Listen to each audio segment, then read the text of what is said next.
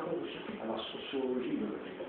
C'est tout le drame de la société algérienne pendant et après la colonisation. Je ne pense pas qu'un auteur, un génie comme Saint-Exupéry puisse se sentir à l'aise d'exprimer un peu l'état d'âme d'une Algérienne en langue française. Je pense qu'elle doit le vivre douloureusement.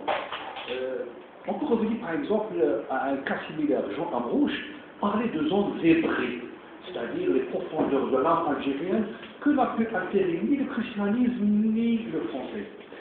Et Saint Exupéry, justement, elle rencontre à sa manière ce drame algérien, c'est-à-dire que cette rupture introduite par la colonisation et le fait que la mémoire soit fâchée avec l'histoire. L'histoire est une construction, avec ses hypothèses, avec ses actions. Et c'est un passé, et un présent, et un avenir que les historiens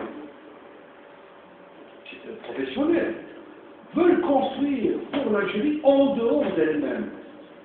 Mais le peuple, un peu, c'est pour ça que vous êtes fâché avec l'histoire. Je vous comprends, moi aussi je suis avec l'histoire. Tout le monde. Parce que c'est une histoire mensongère, falsificatrice. On se réfugie où? On se réfugie dans la mémoire. Ce que fait Saint Exupéry. Parce que la mémoire, on ne peut pas la corrompre.